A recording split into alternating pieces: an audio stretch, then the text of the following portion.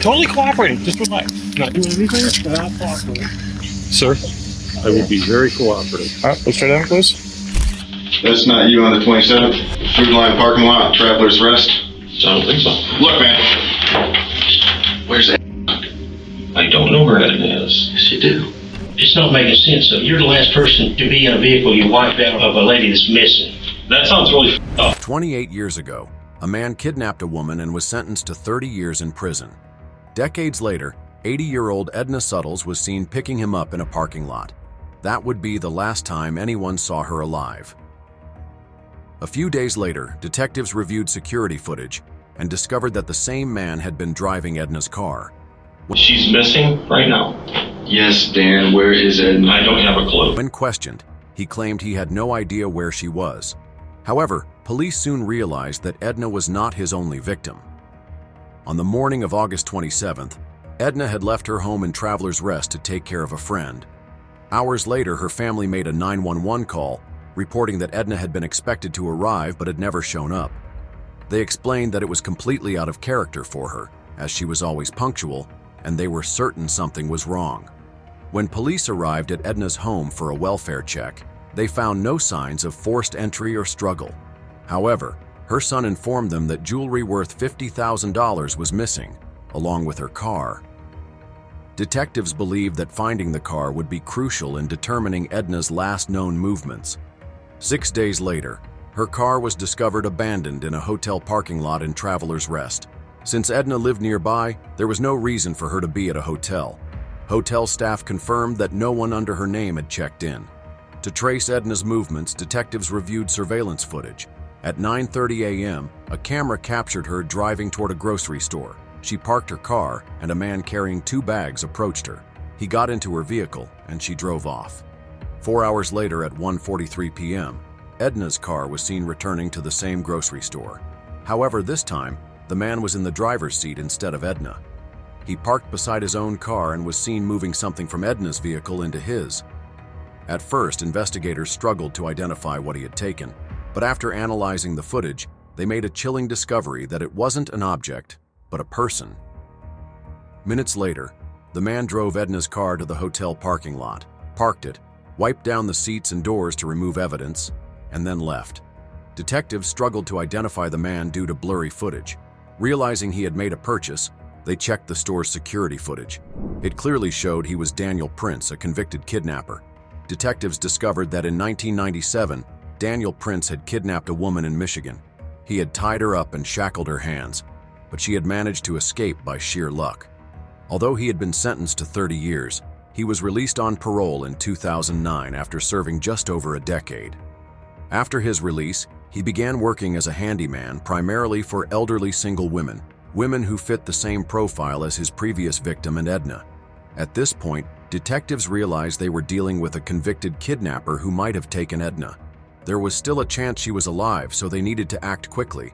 Although they lacked enough evidence to charge him with kidnapping or murder, they did have proof that he had stolen Edna's car. That was enough to obtain a warrant for his arrest. Officers quickly moved in to arrest Daniel Prince. Totally cooperating, just relax. Not doing anything, but I'll cooperate.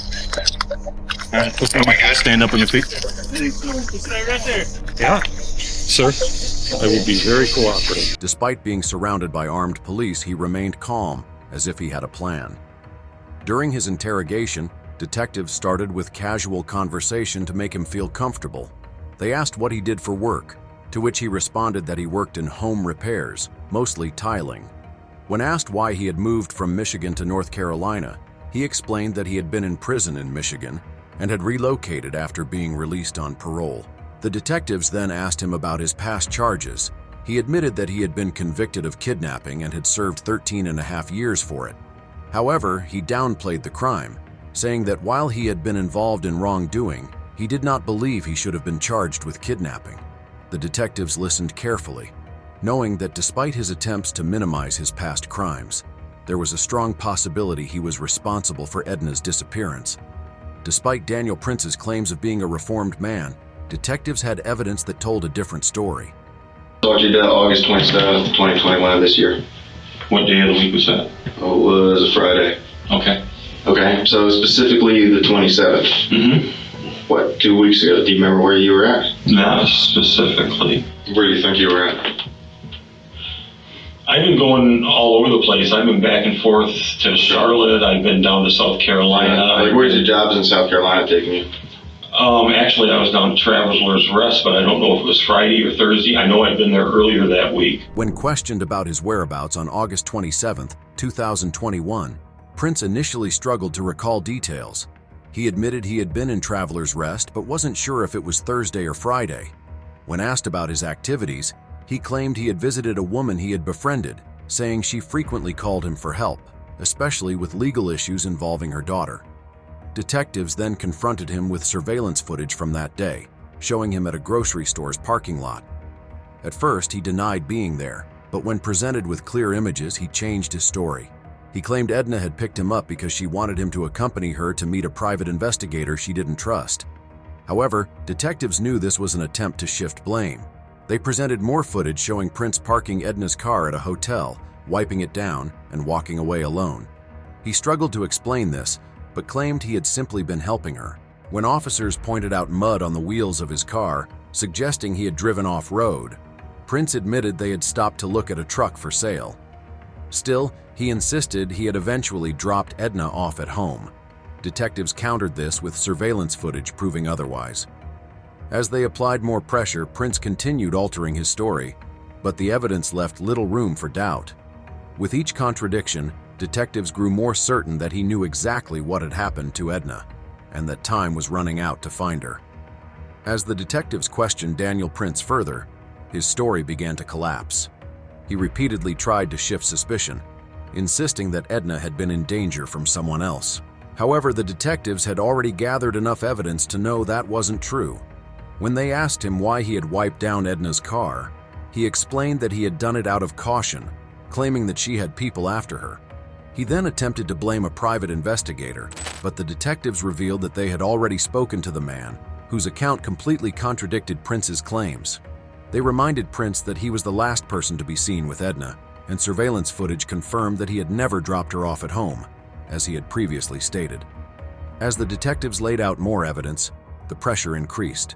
They informed him that Edna's car had been tracked throughout the day and had never been near her house. At this point, Prince was caught in a lie, and the more he spoke, the deeper he trapped himself. The detectives warned him that the truth would come out eventually, and that continuing to lie would only make things worse for him. Prince was later arrested, and during a search of his property, the police discovered illegal firearms, which were enough to keep him detained. However, the most crucial piece of evidence was a yogurt cup found in his home. Lab results showed that it contained a mix of sedative drugs capable of rendering someone completely helpless.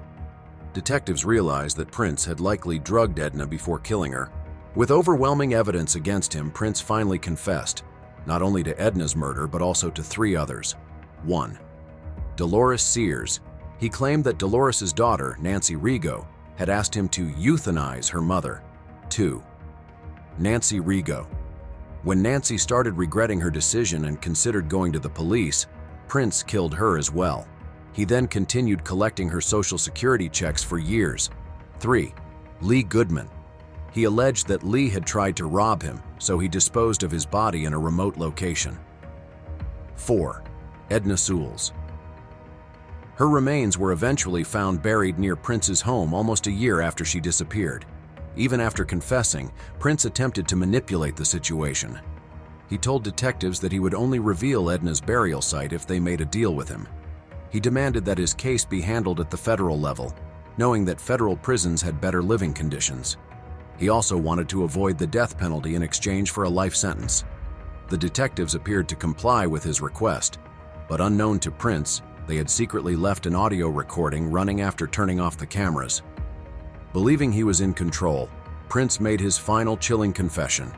He admitted to assisting a friend in killing someone and later murdering that friend to cover up the crime. He also confessed to continuing to collect Nancy Rigo's Social Security benefits by pretending she was still alive.